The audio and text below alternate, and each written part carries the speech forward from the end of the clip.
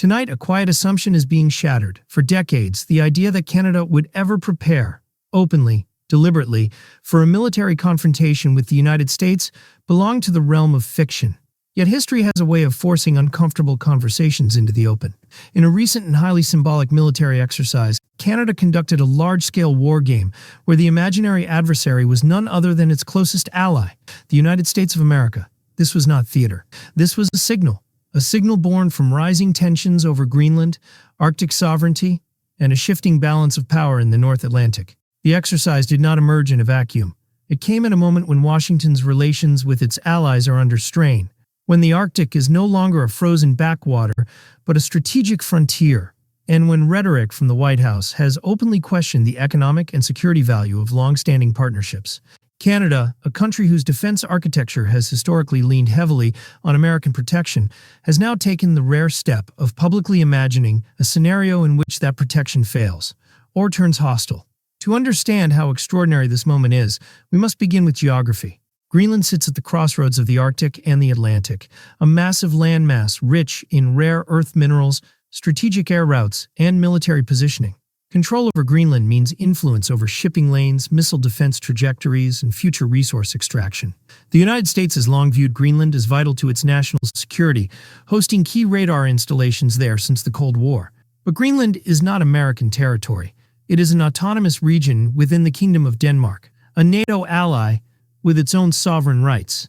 When Washington began signaling renewed interest in Greenland, interest that at times crossed into pressure, European allies grew uneasy. Denmark stood firm, and Canada publicly aligned itself with Copenhagen, declaring that Greenland's sovereignty was non-negotiable. That declaration marked a turning point. For Ottawa, this was no longer just a diplomatic issue. It was a question of Arctic stability, alliance credibility, and national independence. As tensions escalated, Canada made a decision that surprised even seasoned analysts. The Canadian Armed Forces launched a special military drill designed to simulate a response to a hypothetical American incursion. The United States was never named directly, but the implications were unmistakable. The training focused on defending northern airspace, securing maritime routes, and coordinating rapid response units across vast Arctic distances. Radar systems, submarines, and joint command structures were tested under the assumption that the adversary possessed overwhelming technological superiority, an assumption that points in only one direction. This was the first time Ottawa had crossed such a psychological threshold. For generations, Canada's defense policy has been built on integration with the U.S. through NORAD, NATO, and bilateral agreements that intertwine command, intelligence, and logistics.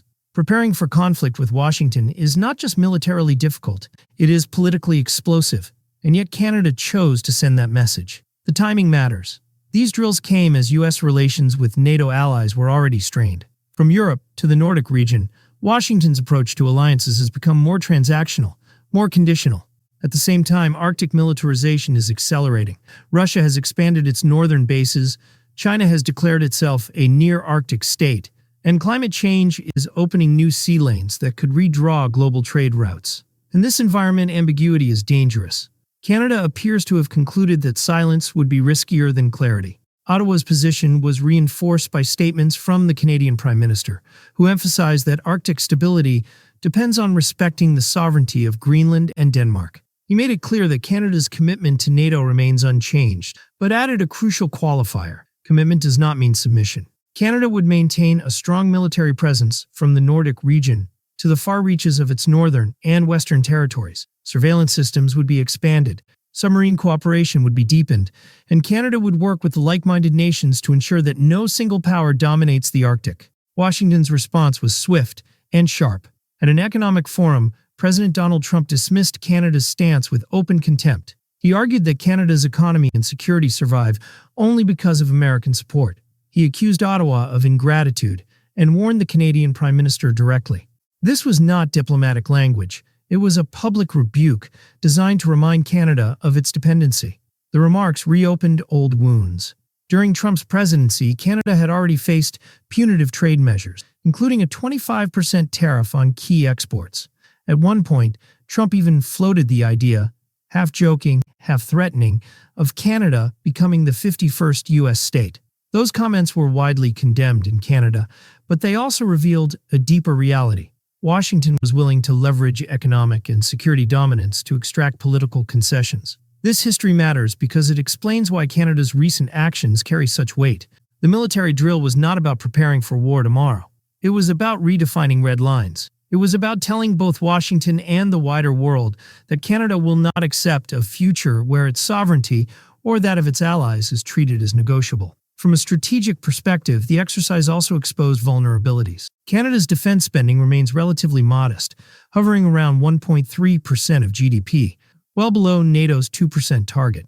Its Arctic infrastructure is sparse, its population thinly spread across vast northern territories. In any direct confrontation with the United States, Canada would be outmatched. But that is not the point. The point is deterrence through signaling. Even a weaker power can impose political, economic, and reputational costs that a stronger power may prefer to avoid. Who gains from this standoff and who loses? In the short term, Denmark gains a powerful ally in its dispute over Greenland. European NATO members gain reassurance that Canada is willing to stand up for alliance principles. Canada itself gains leverage, internally by rallying public opinion around sovereignty, and externally by demonstrating that it has options beyond quiet compliance. The United States, on the other hand, risks something far more valuable than territory or resources: trust. Alliances are built not just on power, but on predictability. When allies begin to plan for conflict with one another, the credibility of the entire system is weakened. Looking ahead, the question is not whether Canada and the United States will go to war. They will not. The question is whether the rules of their relationship are being rewritten. And if they are, what comes next? One possible future is de-escalation. Washington could soften its rhetoric, reaffirm respect for Canadian and Danish sovereignty, and recommit to multilateral decision-making in the Arctic. Joint exercises could replace unilateral pressure. Economic cooperation could be strengthened to offset security anxieties. In this scenario, Canada's drill becomes a footnote, a warning that worked. Another scenario is strategic drift. Tensions remain unresolved. Rhetoric continues, but no decisive action is taken. Canada quietly deepens ties with European and Nordic partners, invests more in its own Arctic capabilities, and reduces reliance on U.S. systems where possible. The alliance survives, but it becomes colder, more transactional, less trusting. The most dangerous scenario is escalation through miscalculation. Increased military activity in the Arctic raises the risk of accidents, airspace violations, naval incidents, misunderstood signals. In a region where response times are slow and communication difficult, a small incident could spiral into a political crisis neither side intended. Economically, the stakes are enormous.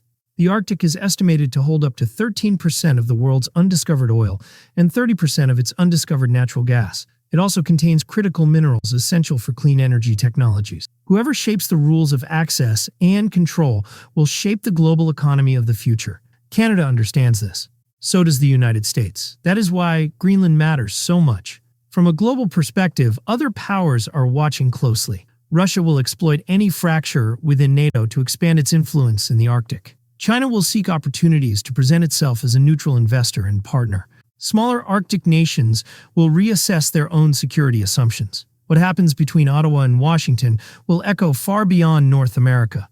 In the end, this moment is about more than military drills or political insults. It is about the evolution of power in a world where old certainties are fading. Canada's message is clear. Friendship does not mean silence, and alliance does not mean obedience. The United States must now decide how it responds, to pressure or to partnership. History will judge this period not by the exercises that were conducted, but by the choices that followed. Will the Arctic become a zone of cooperation or confrontation? Will alliances adapt or fracture under the weight of ego and ambition? Canada has placed its marker on the table. The next move belongs to Washington.